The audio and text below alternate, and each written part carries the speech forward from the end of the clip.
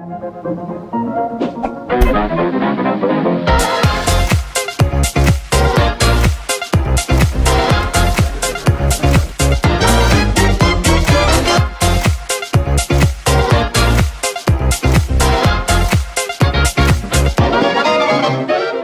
à tous, c'est Thomas Ludovox, donc je suis au 32e Festival International des Jeux et je suis avec David qui va nous parler de Jurassic Snack. Bonjour David. Bonjour. Ça va bien? Ça va très bien. Alors je vois que tu as une petite extinction de voix.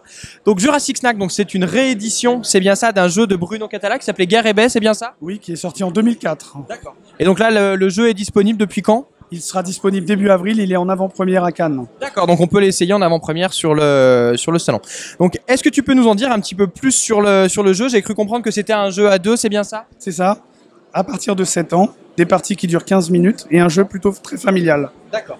Donc on va jouer, j'imagine, chaque joueur va incarner une équipe de Diplodocus, si je comprends bien. C'est ça, c'est les jaunes contre les bleus.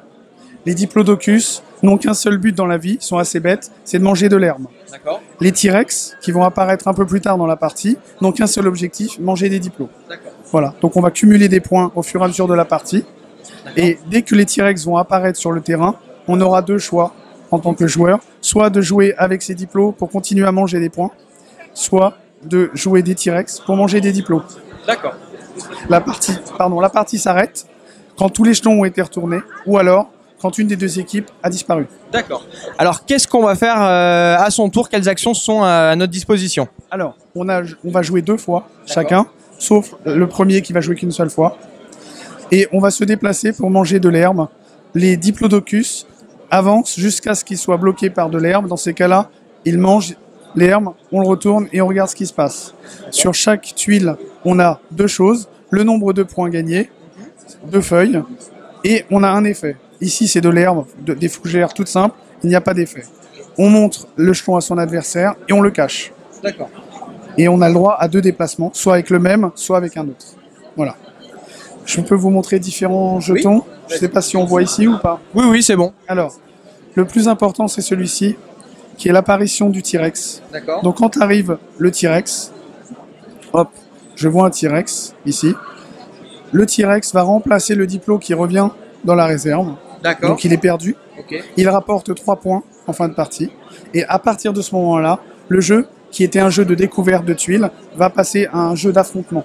Donc on a le choix de jouer soit un diplo pour aller manger de l'herbe, soit être plus agressif et aller manger les diplos pour essayer de les éliminer. On a un autre jeton qui est le volcan, qui permet de supprimer 2 jetons du plateau sans les regarder. On a transport de T-Rex, donc qui permet de prendre le T-Rex et de le mettre sur une case vide et ensuite d'aller manger. D'accord. La même chose pour les diplos, n'importe lesquels, ou un diplo à nous, ou un diplo de l'adversaire.